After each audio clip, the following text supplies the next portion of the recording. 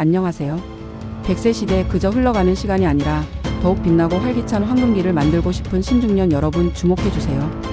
은퇴 후의 삶은 더 이상 쉬는 것이 아니라 새롭게 시작하는 두 번째 인생이라고 할 수 있습니다. 그런데 이 중요한 시작 어떻게 준비해야 할까요? 막연하게 건강해야지 돈 모아야지 생각만 하고 계신가요? 오늘은 그 막연함을 확 날려버리고 은퇴 전에 꼭 준비하면 좋을 학습 주제 7가지를 시원하게 파헤쳐 드리겠습니다. 재밌고 편안하게 들으시면서 여러분의 멋진 은퇴 후 삶을 위한 큰 그림을 함께 그려나가 보시죠. 구독, 좋아요 부탁드려요. 첫 번째 바로 재무 설계와 자산 관리입니다. 아이 무슨 돈 얘기부터 하냐고요? 에이 여러분, 돈이 전부는 아니지만 없으면 너무 불편한 게 바로 돈입니다. 특히 은퇴 후에는 예상치 못한 지출이 생기기도 하고 국민연금만으로는 풍족한 노후를 보내기 어렵다는 사실 다들 알고 계실 거예요. 연금 크레바스라고 아세요? 퇴직 후 연금 받기 전까지 소득이 또 끊기는 기간인데 이때를 어떻게 현명하게 넘길지가 정말 중요합니다. 이 크레바스 제대로 준비하지 않으면 노후가 휘청거릴 수 있어요. 그래서 이 시기를 대비하기 위한 재정 계획이 필수적입니다. 부동산에 편중된 자산 구조를 금융 자산으로 좀 더 분산하고 부채를 줄이는 방법을 배워야 합니다. 단순히 주택을 소유하는 것을 넘어 주택을 현명하게 활용하여 노후 자금을 확보하는 주택연금 같은 제도도 고려해 볼 만합니다. 또한 재산, 재주 관계라는 3가지 재테크라는 말이 있듯이 단순히 돈을 모으는 것뿐만 아니라 이 돈을 어떻게 지키고 불릴지, 나아가 예상치 못한 위기에도 대비할 수 있는 노하우를 학습하는 것이 중요합니다. 예를 들어 퇴직금은 어떻게 운용할지, 혹시 모를 금융사기에 어떻게 대처할지, 상속이나 증여 같은 복잡한 문제들은 어떻게 풀어갈지, 이런 실질적인 지식들을 미리미리 익혀두어야 합니다. 은퇴 창업의 실패나 중대 질병, 황혼 이혼 같은 의외의 복병들이 노후 파산을 불러올 수 있다는 점도 명심해야겠죠. 그리고 자녀에게 과도한 경제적 지원을 하는 것이 오히려 노후의 불안정으로 이어질 수 있다는 점도 알아두셔야 해요. 자녀의 경제적 자립을 돕되 자신의 노후 준비를 최우선으로 생각하는 현명한 자세가 필요합니다. 돈 관리 생각보다 복잡하고 중요하니 꼭 제대로 배워두셔야 합니다. 은퇴 후 20년, 30년이라는 긴 시간을 안정적으로 보내기 위해서는 체계적인 재무 설계 없이는 어렵다는 사실 꼭 기억해주세요.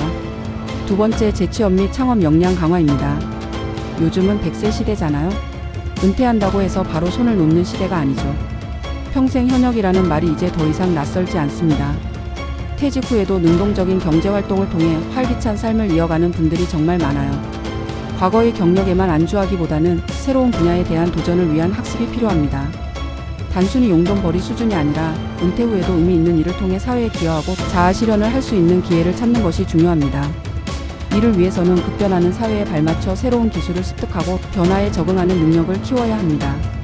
예를 들어 컴퓨터 활용 능력이 부족하다면 관련 교육을 받거나 평소 관심 있던 분야의 자격증을 따보는 것도 좋은 방법입니다. 4차 산업혁명 시대에 맞는 코딩 교육이나 데이터 분석, 인공지능 활용법 등을 배우는 것도 미래를 위한 투자일 수 있습니다. 소셜미디어를 활용한 1인 미디어 창업, 은퇴 후 경험을 살린 컨설팅, 지역사회와 연계된 소규모 창업, 사회적 기업 창업 등 다양한 길이 열려 있어요. 중요한 건 나는 뭘 할 수 있을까? 라는 질문을 계속 던지고 그에 필요한 역량을 미리미리 키워두는 겁니다. 어깨너머로 들은 지식보다는 체계적인 학습을 통해 성공 확률을 높이는 것이 현명합니다. 정부나 지자체에서 제공하는 신중년 재취업 창업 지원 프로그램이나 교육과정에 적극적으로 참여하여 정보를 얻고 네트워킹을 하는 것도 큰 도움이 될 것입니다.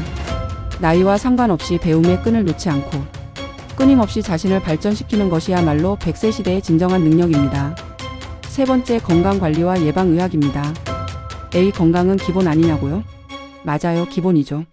그런데 이 기본이 흔들리면 모든 게 와르르 무너질 수 있습니다. 100세 시대의 가장 중요한 자산은 바로 건강입니다. 몸이 아프면 하고 싶은 것도 못하고 돈도 많이 들고 삶의 질이 확 떨어지잖아요. 질병은 개인의 삶뿐만 아니라 가족에게도 큰 부담이 될 수 있습니다.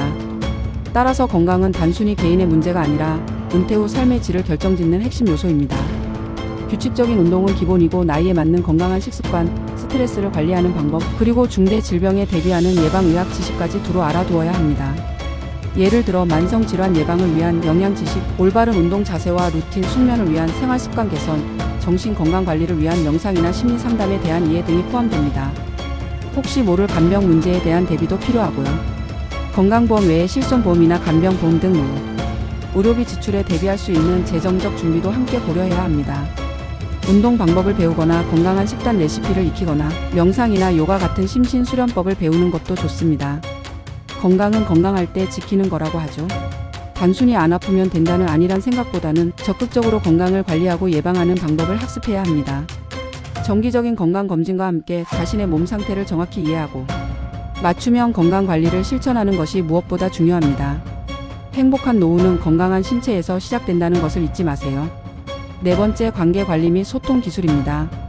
은퇴 후 삶에서 놓치지 말아야 할 중요한 부분 중 하나가 바로 관계입니다. 가족, 친구, 그리고 지역 사회와의 관계가 노년의 행복에 정말 큰 영향을 미칩니다. 은퇴 후에 갑자기 외로워지고 단절감을 느끼는 분들도 많아요. 사회적 활동이 줄어들면서 고독감에 시달리거나 배우자와의 관계가 소원해지는 경우도 빈번합니다. 배우자와의 관계는 어떻게 발전시켜야 할지, 자녀들에게는 얼마나 도움을 주고받아야 할지, 새로운 친구는 어떻게 사귈지 등 관계에 대한 고민이 필요합니다. 특히 부부 관계는 은퇴 후 함께 보내는 시간이 많아지면서 더욱 중요해지는데 서로의 취미를 존중하고 함께 시간을 보내는 방법을 찾아야 합니다. 지나친 자녀 지원은 노후 파산으로 이어질 수 있으니 현명한 성급기도 중요하겠죠. 자녀와의 관계에서는 경제적 지원보다는 정서적 지지와 소통을 강화하는 것이 바람직합니다. 적극적으로 소통하고 교류하며 의미 있는 관계를 유지하는 방법을 배우는 것이 좋습니다. 노인 대학이나 동호회 활동을 통해 새로운 인연을 만들고 봉사활동을 통해 사회에 기여하면서 보람을 느끼는 것도 좋은 방법입니다. 지역사회의 다양한 커뮤니티 활동에 참여하여 소속감을 느끼고 봉사를 통해 자신의 가치를 확인하는 것도 노년의 삶을 풍요롭게 하는 중요한 요소입니다. 혼자보다는 함께가 주는 행복은 정말 크니까요.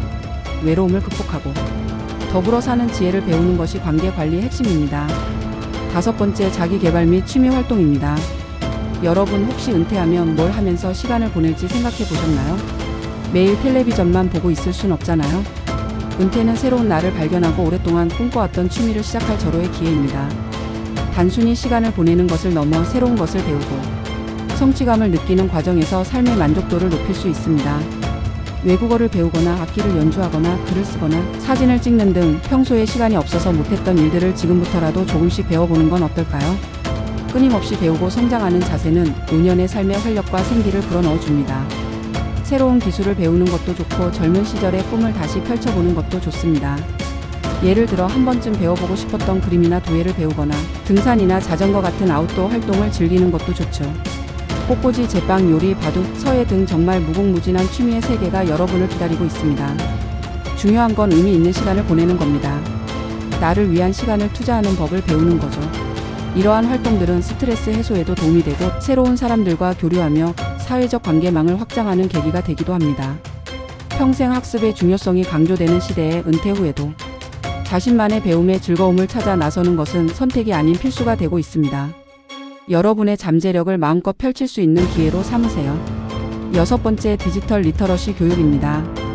요즘 세상은 모든 게 디지털로 돌아가죠. 스마트폰 없이는 뭘 할 수가 없고 온라인으로 은행 업무도 보고 심지어 친구들과 연락도 소셜미디어로 합니다. 은퇴 후에도 세상과 단절되지 않고 활기찬 삶을 영위하려면 디지털 기기 활용은 필수입니다.